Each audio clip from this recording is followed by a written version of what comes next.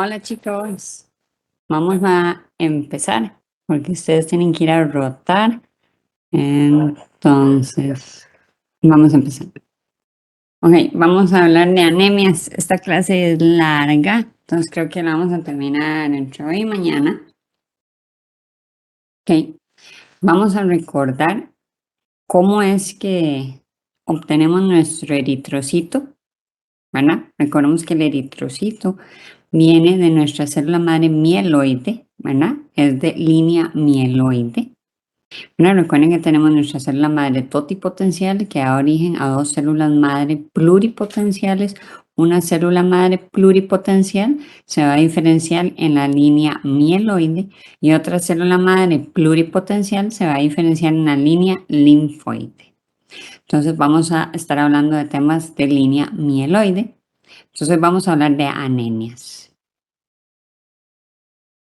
Recordemos que el eritrocito, ¿verdad? Es una célula que es bicóncava, que está desprovista de organelas y que su función principal es el transporte de oxígeno a todos los tejidos. No solo transportarlo de manera adecuada, sino saber cuándo y dónde liberarlo. Debemos de recordar lo que son los componentes de la hemoglobina. Vamos a tener una clase completa de hemoglobinopatías, pero de momento nada más recordar cómo está conformada la hemoglobina normal. La hemoglobina normal está conformada por un grupo proteico que tiene 4 cadenas polipeptídicas, 2 cadenas alfa, 2 cadenas beta, y también tiene un grupo prostático que va a estar conformado por 4 porfirinas de hierro ferroso, ¿verdad?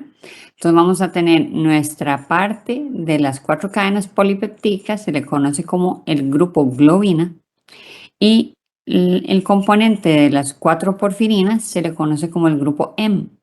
Por eso recibe el nombre de hemoglobina. Aquí tenemos nuestra cadena alfa, una cadena alfa, 2 cadenas alfa, una cadena beta, 2 cadenas beta.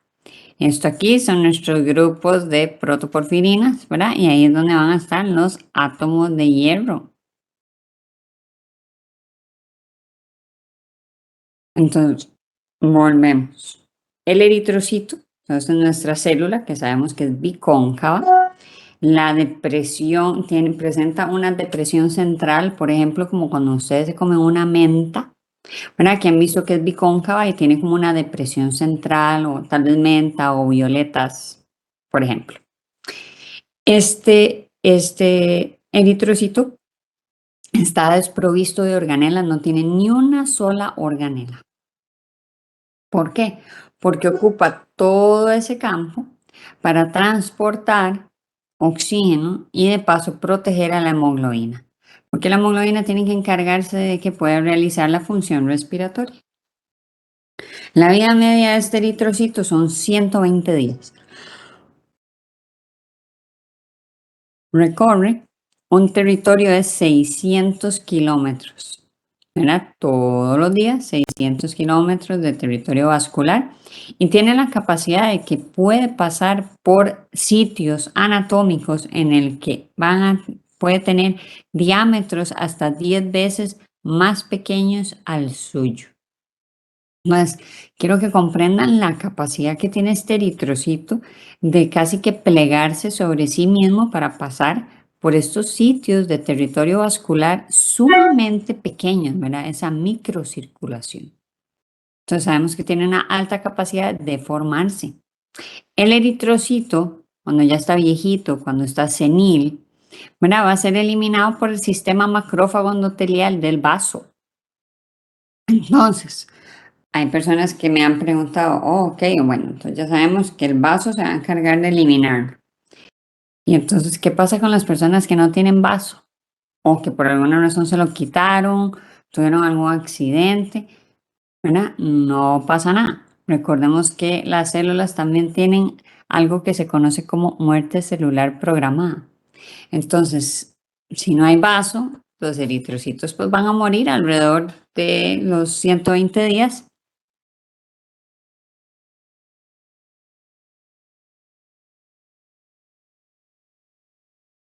eritrocito es el catabolismo del eritrocito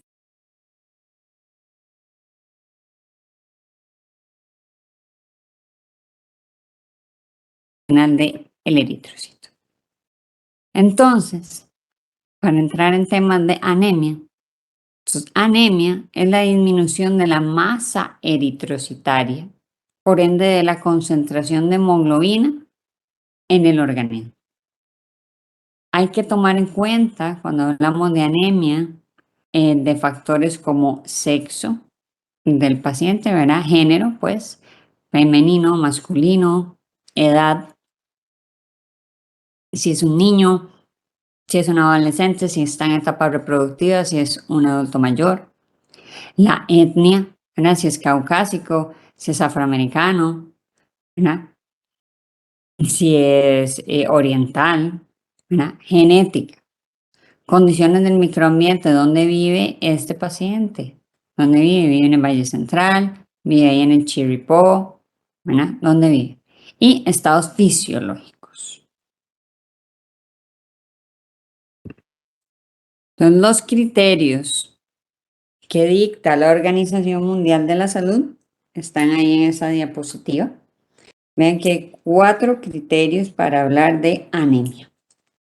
Entonces, para uno poder decir o decir y afirmar que un varón tiene anemia, vean que entonces ese varón debe tener una hemoglobina que sea menor a 13 gramos sobre decilitro en el varón. En la mujer, esa hemoglobina tiene que estar menor a 12 gramos sobre decilitro. Y después tenemos el tema de las mujeres embarazadas. Entonces vean que el embarazo, ¿verdad? Creo que ustedes todavía a esta etapa no han llevado gine. Entonces el embarazo se divide en 3 trimestres, ¿verdad? Primer trimestre, segundo trimestre, tercer trimestre.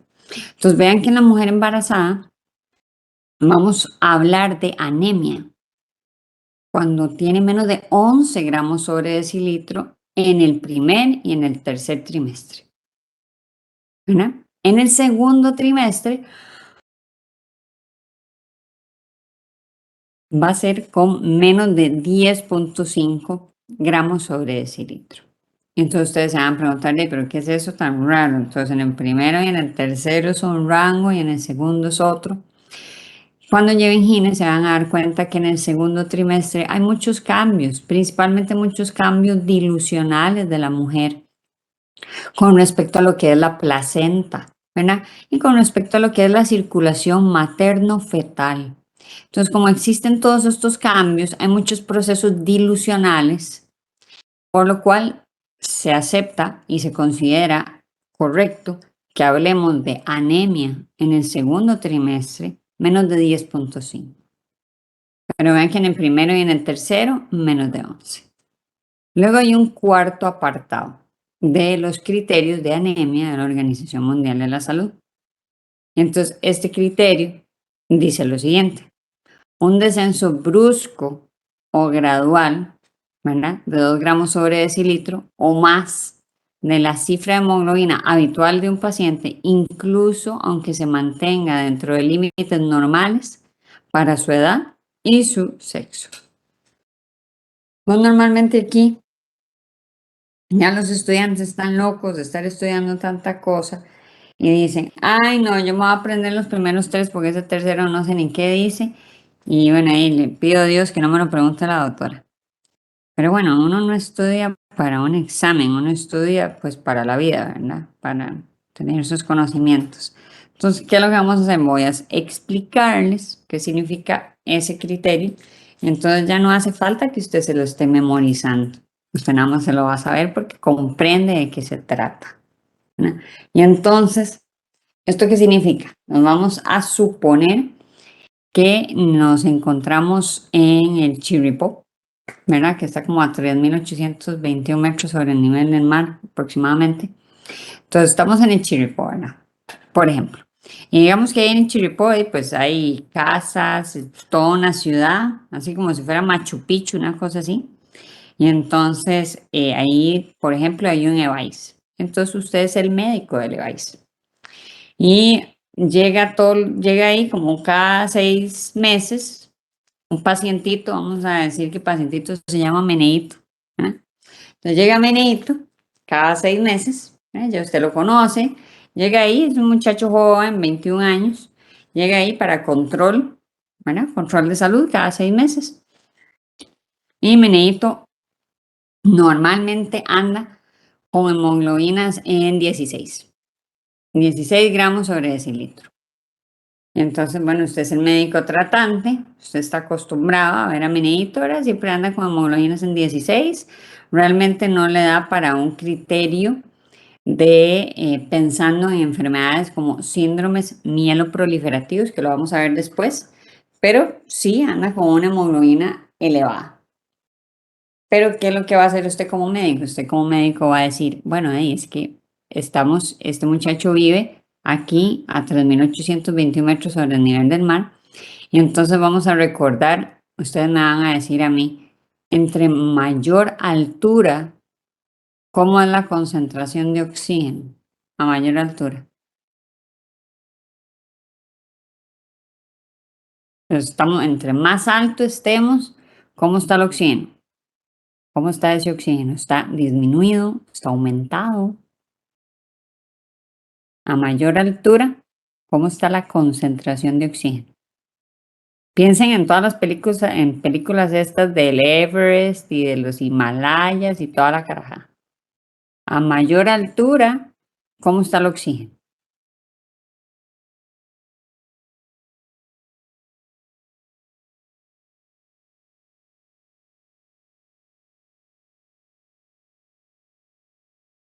¿Hay más oxígeno? ¿Hay menos oxígeno? Eso, muy bien, disminuye, muy bien. Está menor. Ok, perfecto. Entonces, usted como médico de Meneíto, usted está tranquilo porque usted sabe que esos 16 gramos de hemoglobina es porque Meneíto vive a 3.821 metros sobre el nivel del mar. Entonces está expuesto a condiciones en las que en su ambiente hay menor concentración de oxígeno. Y el cuerpo no sabe esto. ¿Acaso el cuerpo sabe que el bendito Meneíto vive ahí en el Chirripó? Entonces, el cuerpo no sabe eso. Entonces, ¿el cuerpo qué sabe? El cuerpo sabe que cada vez que este muchacho respira, no está entrando suficiente concentración de oxígeno. Entonces, ¿el cuerpo qué piensa? El cuerpo piensa, suave un momento, no me estoy oxigenando bien. O sea, no me está llegando el oxígeno que ocupo. Entonces se activan los sensores de hipoxia. ¿Y entonces qué hace el cuerpo? Como se activan estos sensores de hipoxia, el cuerpo lo que hace es producir más eritrocitos. Porque, entonces, ¿qué dice el cuerpo? Ok, hay poquita concentración de oxígeno, entonces yo ocupo tener al máximo la producción de eritrocitos para que el oxígeno que haya en el ambiente lo agarremos y aquí salgamos adelante. ¿Ok? Entonces, eso es lo que hace el cuerpo. El cuerpo no sabe que está en el chirripó, o sea, desconoce eso. Y entonces el cuerpo produce eritrocitos en exceso. Entonces por eso Meneíto, en condiciones de vivir ahí en el Chirripó, por eso él tiene una hemoglobina tan alta, porque es su condición fisiológica normal para esa altura. ¿Verdad? Ok, ahora sí, vamos a ver el ejemplo de anemia en Meneíto. Y pasa un año, ¿verdad? Llega Meneíto a hacerse control, lo saluda al doctor. Y entonces ya se toman los exámenes, está revisando los exámenes y Meneito tiene una hemoglobina en 14. Entonces cualquier persona que se quedó dormida, o no prendió el computador o que no estaba en la clase de la doctora Esquivel, va a decir, ah, ok, no, Meneito, hombre, 14 de hemoglobina, ok, súper. No cumple este criterio, Meneito no tiene anemia. No, no, mira, hombre, estás súper bien. O sea, está súper bien, exámenes están súper, andate tranquilo, pero se les está olvidando, ¿verdad? Este apartado que dice que anemia también es aquel descenso que puede ser brusco o gradual de 2 gramos sobre decilitro de una cifra habitual de un paciente, aunque todavía se mantenga normal para el sexo y para la edad. Entonces, Meneíto, con sus 14 gramos de hemoglobina, sí tiene anemia. porque para un muchacho joven, ¿verdad? Aunque esté en 14 y pareciera que no tiene anemia, sí tiene anemia, porque él está acostumbrado a cifras de 16 gramos sobre decilitro. ¿Por qué? Porque él vive ahí en el Chirripó. Ahora bien, si usted a mí me dice que es que de Menedito se fue a vivir a San José y estuvo viviendo en San José como un año y nada más regresó para la cita, entonces ahí, ¿verdad? Otro gallo canta, ¿verdad? Porque es que entonces ha cambiado la condición, ¿verdad? Ha cambiado condiciones fisiológicas del paciente, pero si Menedito no se ha movido y si ya estaba ahí en el EVAIS ahí de Chiripoy, ya estaba viviendo en Chiripoy y no se ha movido de ahí, entonces ahí sí tiene anemia. Entonces, ¿verdad? Es un criterio, ¿verdad? Que es para pensar. Entonces, estos son nuestros criterios de anemia de la Organización Mundial de la Salud. Luego, muy importante, tienen que tener en cuenta que pueden existir en los pacientes posibles variaciones del volumen plasmático, ¿verdad? ¿Eso qué significa? Que sean situaciones dilucionales, que sean situaciones que pueden producir una pseudoanemia dilucional. Entonces ustedes me van a decir, pero ¿qué le pasa a la doctora? O sea, ¿cómo que pseudoanemia? O sea, ¿tiene o no tiene anemia? A veces es una pseudoanemia porque, por ejemplo, tenemos un paciente hepatópata, así hepatópata franco, ya ese hígado cirrótico al máximo. Recuerden que las proteínas de nuestro cuerpo, principalmente la albúmina, la produce el hígado. Entonces, estos pacientes en etapas críticas de funcionamiento hepático ya no van a tener proteínas normales. Entonces, ¿qué pasa con un paciente que tiene pérdida de proteínas? O sea, que no tiene proteínas normales en el cuerpo. ¿Qué pasa con los líquidos del cuerpo en ese paciente? ¿Qué pasa? Cuéntenme ustedes qué pasa con estos pacientes.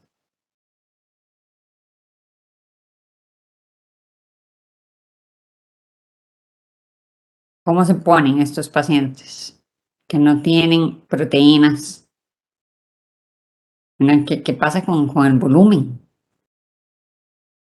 sanguíneo? ¿Qué pasa con los líquidos en estos pacientes y el cuerpo?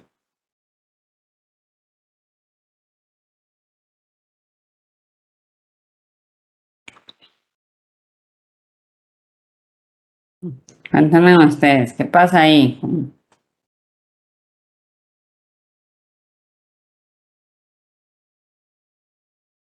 Vamos, no hay respuesta tonta. Y yo creo que ya ustedes llevaron gastro. Bueno, igual eso es como una pregunta de fisio.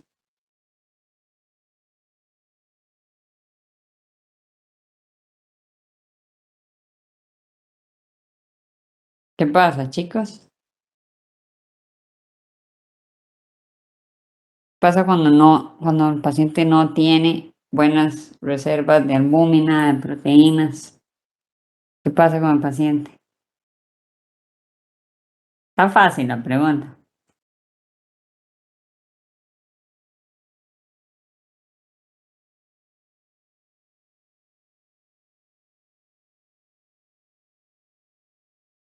Nadie va a contestar, están mudos.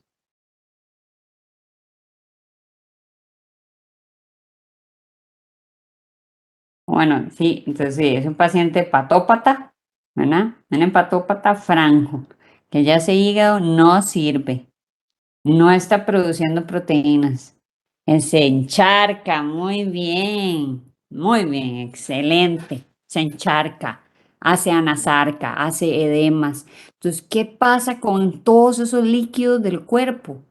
Estamos teniendo un tercer espacio. Recuérdense que no debemos de tener un tercer espacio. Recuerden que por dónde debe viajar el líquido nuestro. Tiene que viajar dentro de los vasos sanguíneos. Pero al no tener proteínas, no vamos a tener una buena presión osmótica. Y entonces todos los líquidos que hacen, ¡pum!, se salen de los vasos sanguíneos y caen y hacen un tercer espacio. Y entonces esto es una pseudoanemia dilucional. A la hora que llegan y punzan a uno de estos pacientes para tomarle un hemograma, de ahí, digamos que se diluye un poco la muestra. Entonces, no es una real anemia. Esto pasa mucho en pacientes, ¿verdad? En anasarca, pacientes hepatópatas, nefrópatas, cardiópatas, ¿verdad? Hasta en las embarazaditas en ese segundo trimestre, donde hay un cambio en lo que es la circulación materno-fetal. Ven que sí saben, ¿eh? Sí saben. Ok. Síntomas de anemia, bueno, la anemia es multisintomática. Entonces puede ser que un paciente tenga ictericia, ¿verdad? Entonces puede ser que esté ictérico, las escleras estén amarillas, puede ser que esté pálido, que esté frío, ¿verdad? Porque hay cambio en lo que son las resistencias vasculares periféricas, ¿verdad? Y que esté con un tinte ictérico en la piel, que esté con dificultad para respirar, que esté taquipneico, puede haber debilidad muscular, puede haber cambio en lo que es el patrón de defecación en este paciente. El paciente puede referir que está cansado, mareado, fatigado, puede sufrir síncopes o presíncopes o lipotimias. Puede tener una presión arterial baja, a nivel cardíaco puede sentir ANCOR, ¿verdad? Puede infartarse, puede tener taquicardia, ¿verdad? Puede tener angina y puede o no tener un vaso agrandado el paciente. Entonces, la fisiopatología de la anemia, ¿verdad? Como tal. Entonces, podemos tener anemia por tres razones. Una, hemólisis, que haya una destrucción de los glóbulos rojos, ¿verdad? Que el paciente entonces tiene anemia porque sus glóbulos rojos están siendo destruidos y estos glóbulos rojos se pueden destruir intracorpuscularmente dentro del vaso sanguíneo o pueden ocurrir extracorpuscularmente, ¿verdad? Que puede ser en el hígado, en la médula ósea y en el vaso. Ok. Otra causa de anemia, pues que el paciente esté sangrando, el paciente está sangrando a chorro, entonces pues sí, puede tener anemia por sangrado. Otra causa de anemia, que no tengamos una eritropoyesis adecuada, que tengamos más bien una eritropoyesis disminuida, ¿verdad? Está disminuida esa producción, esa fábrica de la sangre está disminuida. ¿Y por qué podemos tener esta eritropoyesis disminuida? Bueno, una puede ser porque ya la médula no da más, una insuficiencia franca de la médula, un problema propio de la médula. ¿Verdad? Normalmente esto puede ser por invasiones tumorales, cuando usted tiene un carcinoma ahí metido en la médula, ¿verdad? Y entonces están esas células, ¿verdad? Del carcinoma volviéndose locas y haciendo fiesta y reproduciéndose en esa médula, es imposible, ¿verdad? Que se pueda dar, como vimos ayer, una buena hematopoiesis, ¿verdad? Otra razón por la que nuestra eritropoyesis puede estar disminuida es que no tiene gasolina, ¿verdad? Como dice la canción, ¿verdad? Déficit de gasolina. ¿Y cuál es la gasolina de la médula? El hierro, el cianocobalamina o la vitamina B12 y el ácido fólico. Entonces, estas son nuestras causas para llevarnos a anemia. Ahora sí, cuando el paciente tiene anemia, ya vimos, puede estar taquicárdico, puede ser taquipneico, ¿verdad? Una respiración, ¿verdad? Aumentada, ¿verdad? En vez de que lo normal sean unas 16, ¿verdad? Respiraciones aproximadamente, a veces entre 12 y 14 respiraciones, que ya ande por 25, 42, 35 respiraciones por minuto.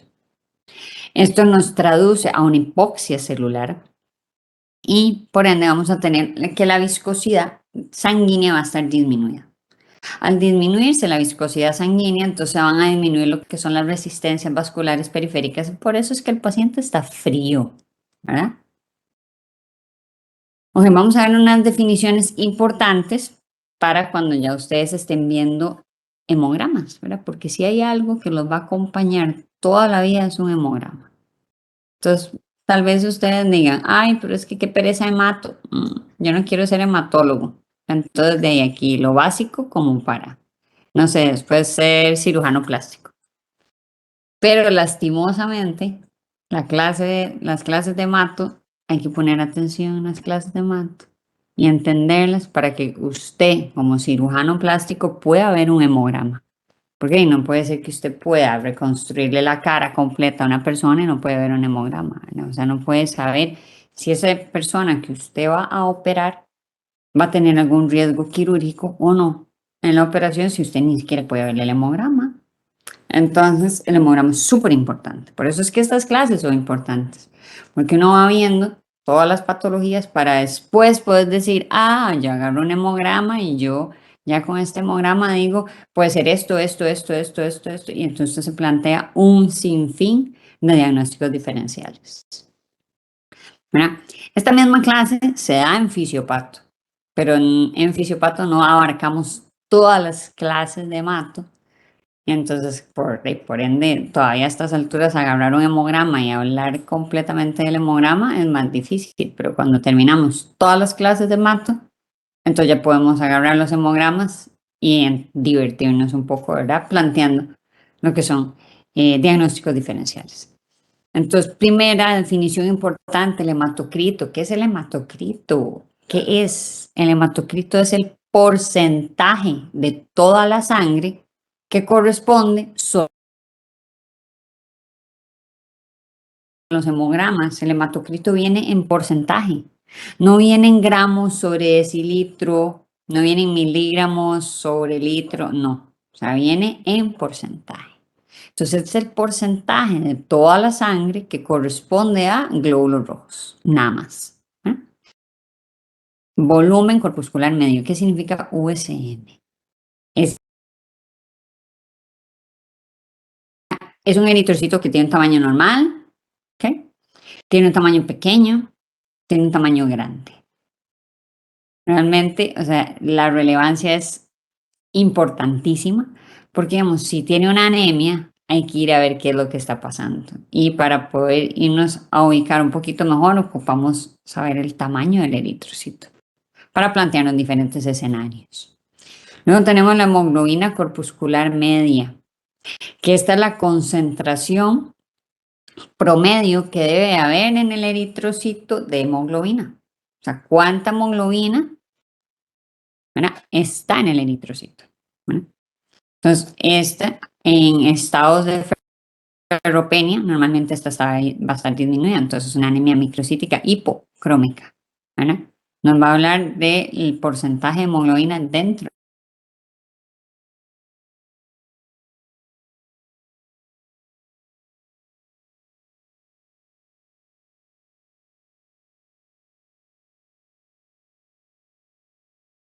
de distribución eritrocitaria o RDW. Esto nos va a hablar de poblaciones. Entonces, normalmente manejamos una cifra óptima de ancho de distribución, ¿verdad? Cuando esta cifra aumenta, es que vamos a tener cambio de población. Eso significa que hay glóbulos de diferentes tamaños. Más que todo usamos el ancho de distribución eritrocitaria y sirve muy bien cuando nos estamos ubicando más en anemias microcíticas hipocrómicas. ¿Por qué? Porque en las anemias microcíticas hipocrómicas, especialmente por déficit de hierro, el ancho de distribución eritrocitaria aumenta significativamente porque hay mucho cambio en lo que es la forma del eritrocito. Hay eritrocitos que son de tamaño normal y de tamaño pequeñito. Entonces, al haber diferentes poblaciones, el rango aumenta. Entonces, hay parámetros importantes que hay que ir viendo cuando vemos un hemograma. Siempre vean es la cantidad de glóbulos rojos, ¿no? Cuántos glóbulos rojos tiene el paciente. Entonces, esto también va a depender mucho del sexo, ¿verdad? Del paciente. Si es hombre, si es mujer. Entonces, si es mujer, normalmente los glóbulos rojos andan en 4.5 millones a unos 5 millones. De 4.5 millones, 5 millones. Y el varón normalmente va a andar de 4 millones, 4.5 millones a casi 6 millones de eritrocitos. 5.5 millones de eritrocitos. Entonces vean que esos son unos rangos normales, ¿verdad? Estamos hablando de millones, ¿verdad? De 4 millones, 4.5 millones, 5 millones. Entonces siempre hay que fijarnos cómo está el rango de eritrocitos, porque si usted llega a ver un hemograma y lo primero que usted ve dice eritrocitos. O sea, entonces usted lo primero que usted está viendo en el hemograma es que dice que tiene 2 millones de eritrocitos. Entonces, ¿qué es lo primero que usted piensa antes de seguir viendo el hemograma? ¿Cómo va a estar ese hemograma? ¿Qué va a tener el paciente? Usted llegó y se fijó y tienen 2 millones de eritrocitos. ¿Qué tiene el paciente? Antes de que usted siga viendo el resto del hemograma. Está fácil la pregunta. Yo sé que es muy temprano y todo el mundo todavía está dormido, pero esa pregunta está fácil. Entonces usted llega a ver el hemograma y tiene 2 millones de eritrocitos. ¿Qué tiene el paciente? Antes de que usted siga viendo el hemograma. Eso tiene anemia. Eso es lo que tiene anemia.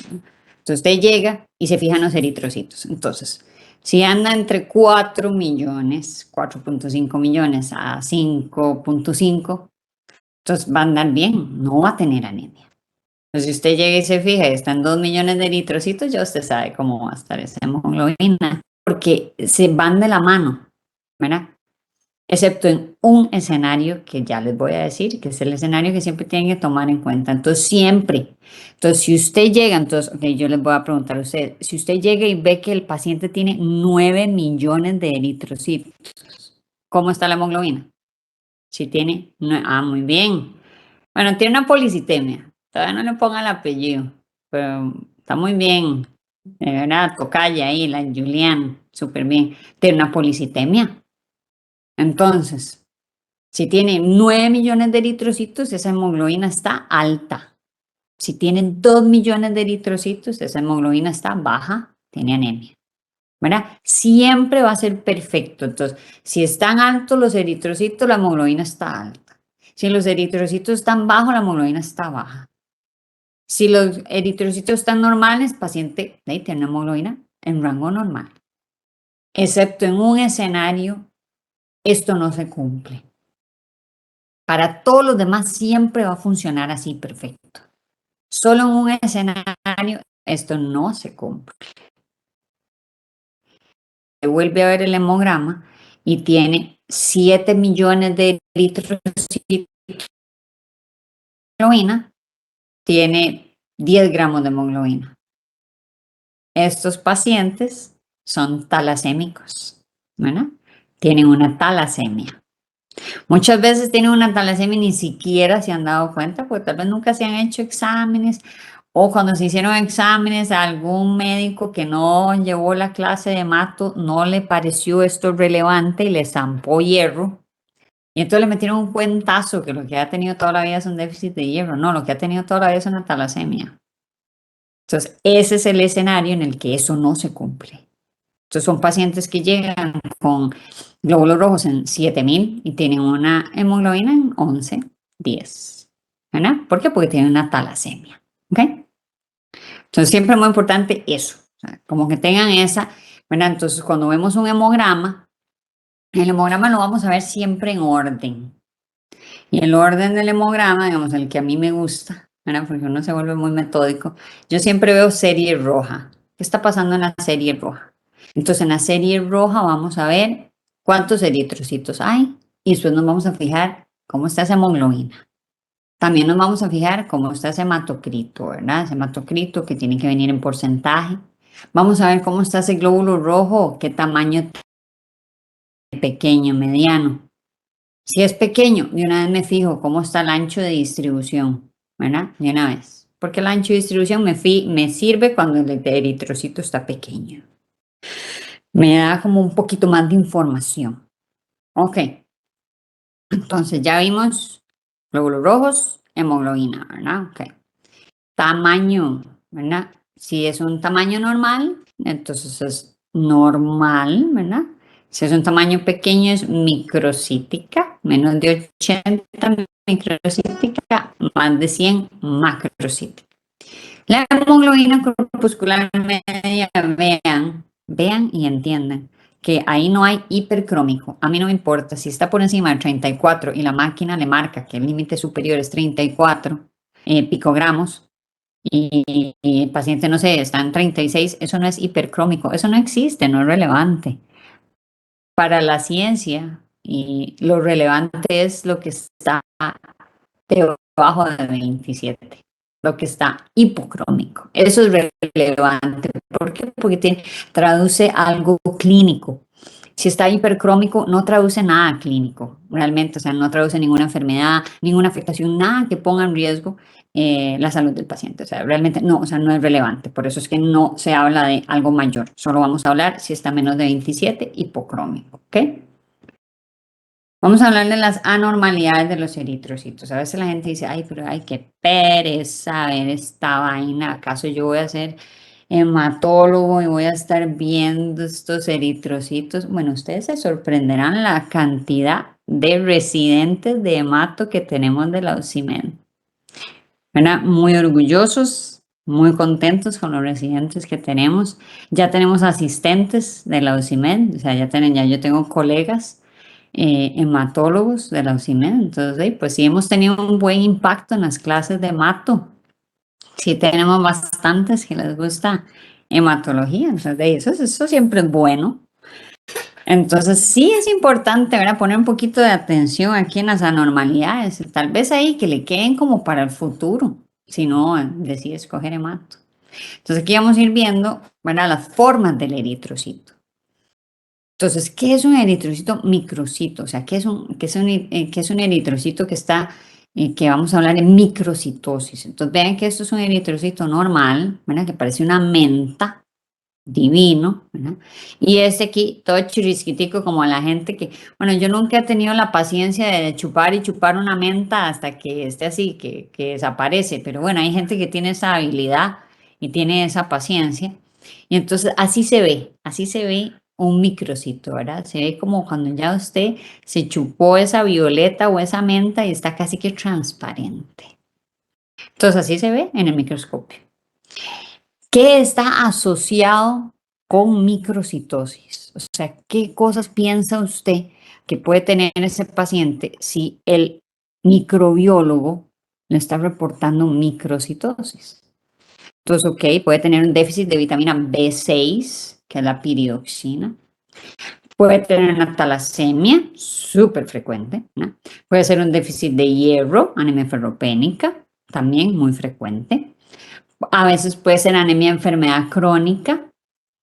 La anemia enfermedad crónica la vamos a ver en pacientes que tienen enfermedades ya crónicas, como lo dice la palabra. ¿Quiénes? Los lúpicos, artritis reumatoidea, cardiópatas ya francos, ICC, ¿verdad? NIHA 4, etcétera. También podemos tener microcitosis en anemias siero-elásticas. Estas son muy raras, pero bueno, existen. Macrocitosis, vean, aquí tenemos glóbulo rojo normal y este glóbulo rojo grandísimo, ¿verdad? Este es así como, o sea, esto jamás vamos a verlo en un tubo de mentas porque pues, obviamente ya la hubieran descartado ahí en la gallito, pero ¿verdad? Es grande, es un glóbulo rojo grande, hemoconcentrado, ¿verdad? Y estos glóbulos rojos así tan grandes los vamos a ver en el déficit de cianocobalamina y en el déficit de ácido fólico. También vemos estos glóbulos rojos grandes en enfermedades hepáticas, pacientes ya con cirrosis hepática franca, hepatocarcinomas, o sea, enfermedades hepáticas importantes. Podemos ver estos glóbulos rojos así grandes también en síndromes mielodisplásicos, que también vamos a ver esa clase. Y podemos verlo, estos glóbulos rojos grandes, secundarias a algunas quimioterapias. Y a veces ni siquiera quimioterapias, sino también tratamientos que en otras enfermedades, o que para nosotros en las dosis que la usamos es quimioterapias y por ejemplo en otras enfermedades pues es un tratamiento de elección. Ejemplo de esto es el metrotexate. Nosotros utilizamos el metrotexate a dosis altísimas en linfomas y en leucemias y es una quimioterapia. Pero hay pacientes, por ejemplo, de artritis reumatoidea o de lupus que usan dosis de metrotexate, pero usan dosis muy bajitas. Entonces, realmente lo que se vuelve inmunomodulador, pero no una quimioterapia como tal. ¿Ok? Luego tenemos los acantocitos, ¿verdad? Que es este glóbulo rojo, ¿verdad? Con sus espículas. Vean que son poquitas espículas. Esto se va a ver mucho en pacientes que tienen alfa-beta lipoproteinemias. También lo vemos en pacientes con enfermedades hepáticas, en pacientes que tienen tipos de sangre de MacLeod, en ese fenotipo de sangre, o en ocasiones posterior a que le quiten el vaso. Tenemos el equinocito, que se parece mucho al acantocito, solo que el equinocito tiene más espículas, ¿verdad? Este puede ser un artefacto, propiamente un artefacto a la hora que se tiñó la lámina, ¿verdad? Pues lo podemos ver mucho en pacientes con uremia franca, ¿verdad? Paciente ya un nefrópata bien malito, que esté mal. En franca uremia lo vemos. Lo vemos también en enfermedades hepáticas severas. Luego tenemos los esquistocitos, estas células muy importantes, de estas que uno quisiera que a ustedes nunca se les olvide porque puede marcar la diferencia en que el paciente se le muera o no se le muera. Entonces, es importante esta célula. Se llama esquistocito. También recibe el nombre en inglés de helmet cell, ¿verdad? O célula en casco alemán. Entonces, esas son, ¿verdad? Célula en casco alemán, helmet cell, esquistocito. Esto me habla de un proceso de anemia hemolítica en microcirculación, anemia hemolítica microangiopática. También se puede ver mucho en hemólisis, pero por válvulas, principalmente válvulas cardíacas mecánicas, pero también lo podemos ver en válvulas biológicas porcinas o bovinas, también lo podemos ver. Luego tenemos bite cells, que son esos eritrocitos que parece que le pegaron un mordisco, ¿verdad? Esto lo vemos mucho en los déficits, más que todo de glucosa 6-fosfato deshidrogenasa o de piruvato quinasa. Entonces, es en los déficits de alguna de estas dos que lo vamos a ver. También lo podemos ver en algunas hemoglobinas inestables o en oxidación por drogas. Los eliptocitos los vamos a ver en estado de déficit de hierro franco.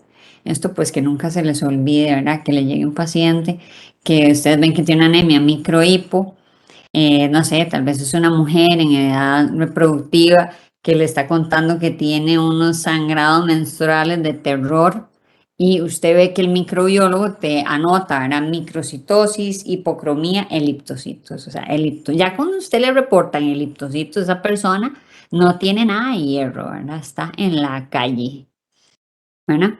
Y también podría ser una eliptocitosis hereditaria. Estas son sumamente raras, entonces si le reportan eliptocitos, lo más seguro es por anemia ferropénica. Las eliptocitosis hereditarias son rarísimas y son autosómicas dominantes. Entonces, normalmente, alguno de los papás de la criatura tiene la enfermedad.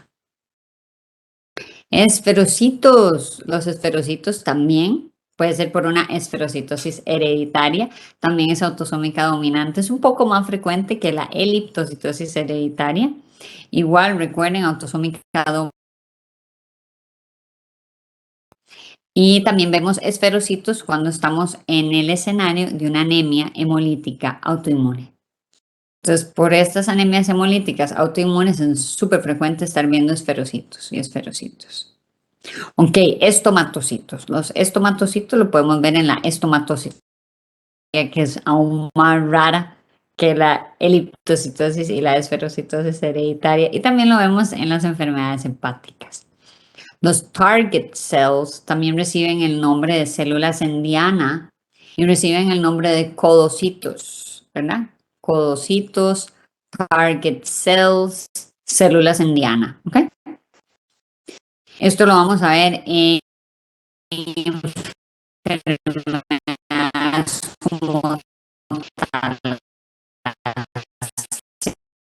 talemias, hemoglobinopatías, luego son los dretos. Los drepanocitos pues lo vamos a tener en la drepanocitosis. Y esa drepanocitosis puede ser homocigota, que son las SS, o puede ser heterocigotas, ¿verdad? Las que son SC o SD, o las que son S-beta, ¿verdad? Entonces, las drepanocitosis pueden ser o homocigotas o heterocigotas. No crean que a veces ser heterocigotos es el gran gangón, ¿verdad? Porque de vez en cuando se juntan dos enfermedades bien desastrosas.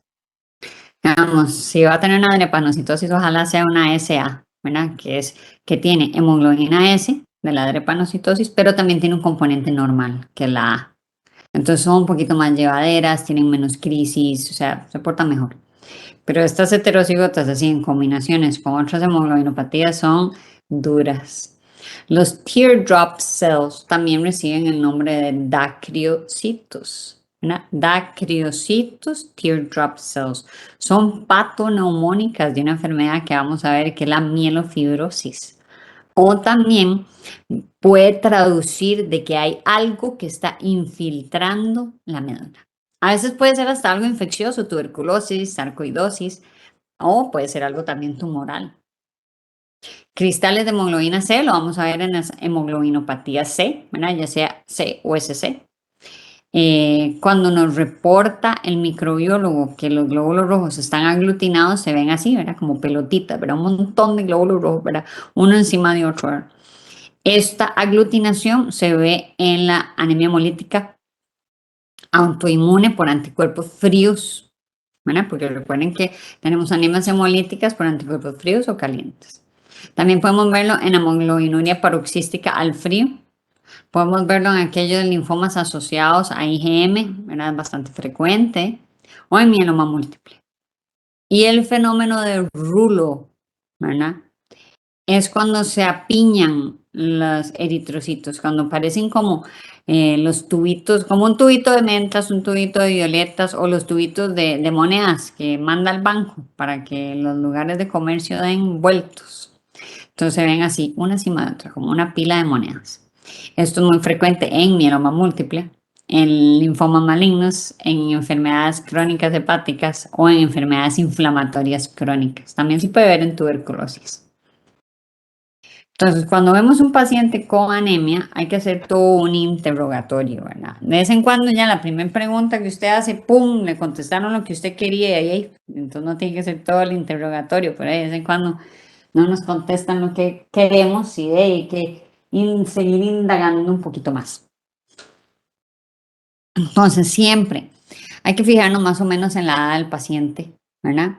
Preguntar un poco cómo fue ese periodo neonatal, ¿verdad? Si sabe. A veces cuando son carajillos y vienen con los papás, pues genial, porque ahí está la mamá y te puede dar la información.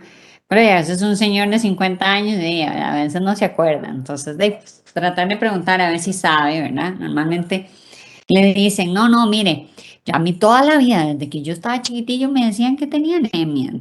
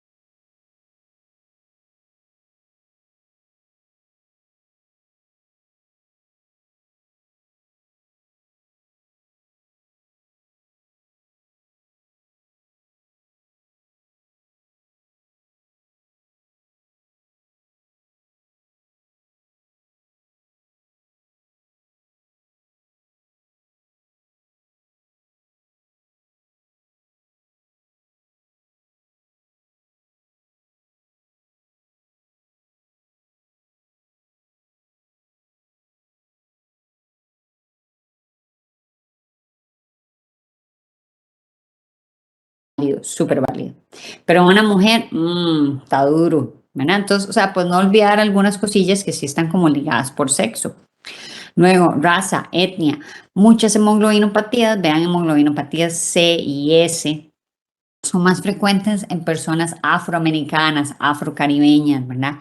Las beta talasemias son más frecuentes en caucásicos. Alfa talasemias también afroamericanas, afrocaribeños y pacientes orientales. Muchas veces en el origen étnico, vean que hay talasemias más frecuentemente reportadas en la cuenca del Mediterráneo. Hay déficits de glucosa 6-fosfato, deshidrogenasa entre lo que son ¿verdad? Siempre también preguntar por la dieta, ¿verdad? Es muy importante la dieta de los pacientes y, ¿verdad? Y tienen que tener mucho cuidado cuando hacen la pregunta, porque usted llega y le pregunta, mire, ¿usted come carne? Y tal vez la persona, si usted le pone un bistec, se lo coma, pero que esa persona pueda estar comprando bistec 2 a 3 veces por semana es otra realidad. Entonces, ¿verdad? Hay que preguntar, mire, cuénteme. ¿Usted come carne y con qué frecuencia? Entonces, a veces te dicen, no, mire, yo como carne, tal vez como 2 veces a la semana, pero solo a principio de mes, porque ya después ya no tengo platica. Entonces, a cuando recién me dan la pensión, entonces como carne y ya en los últimos días como arrocito y huevito, ¿verdad? Entonces hay que saber cómo formular esas preguntas, ¿verdad? Entonces, preguntar bien. ¿Qué come? ¿Con qué frecuencia come? ¿Come o no come? Puede ser que le diga que no come carne del todo porque pues es vegano. Entonces ahí lo que uno debería preguntar es, ok, bueno, entonces usted es vegano, ¿hace cuánto es vegano? Y si toma suplementos, ¿verdad?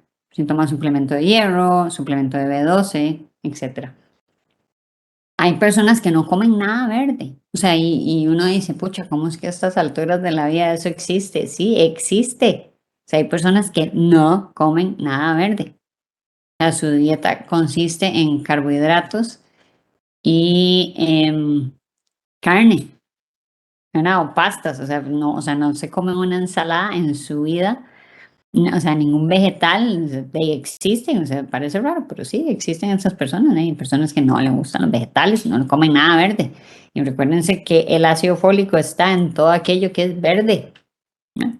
Recuerden que la B12 está en todo aquello que es producto animal. Por eso es que tenemos tanto problema con los veganos. A los veganos hay que darles, ellos tienen que tomar suplemento de B12 porque no consumen nada animal. Ellos no comen queso, no toman leche, no comen carne. Entonces, ¿verdad? La B12 es de origen animal. Entonces, sí, ellos tienen que tomar un suplemento de B12. ¿Sí? Aquí es importante también preguntar por algunas costumbres. Y aquí viene lo que es la pica. Recuerden que pica es aquella, ¿verdad? Aquella necesidad que tiene el cuerpo por consumir algo que es extraño a él. Entonces aquí hay pacientes que se sientan en el patio a comer tierra, o que comen hielo, o que comen arroz crudo, maíz crudo, macarrones crudos. ¿Por qué? Pues la pica, es esa necesidad que tiene el cuerpo de comer algo que normalmente, bajo condiciones normales, no es de consumo humano. La pica ha ido variando mucho.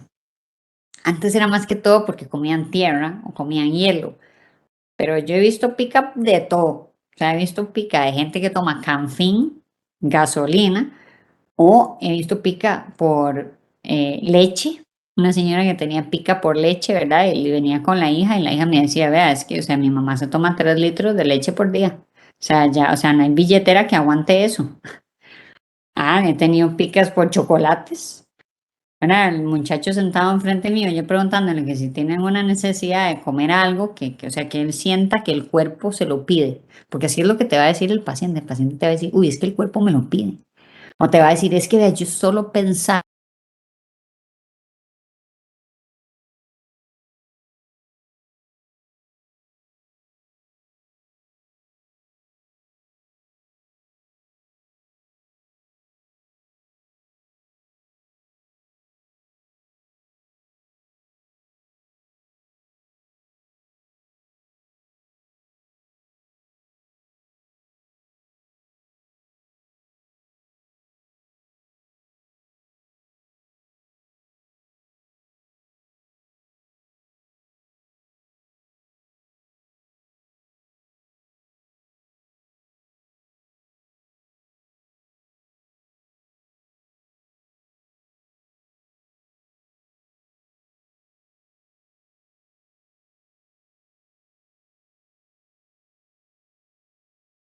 son antifolínicos y puede estar teniendo un déficit de ácido fólico. Entonces hay que preguntar siempre los medicamentos, muy importante. También puede ser que haya tenido alguna infección, entonces, o sea, que haya tenido una infección severa, que te digo, por citomegalovirus, y ahora tengo una anemia plástica secundaria a esa infección, una infección severa por hepatitis B y que ahora tenga una anemia plástica secundaria a esa infección. Esto sucede. Preguntar siempre por la historia familiar, no vaya a ser que tengamos una eliptocitosis, esferocitosis o estomatocitosis hereditaria. Y los patrones defecatorios, ¿verdad? Puede ser que este paciente esté con un cuadro de diarrea franca desde hace un año, ¿verdad? Entonces, esto nos habla de que puede haber malabsorción, ¿verdad? Porque si está con esta diarrea, va a estar con una malabsorción, puede ser un déficit de ácido fólico. Puede tener, digamos, los CUSI o los Crohn, pasan con esos estados de inflamación crónica, ¿verdad? También va a tener pérdida, o sea, esta pérdida de sangre, esta inflamación crónica, esas diarreas también lo van a llevar a anemia. O puede ser ya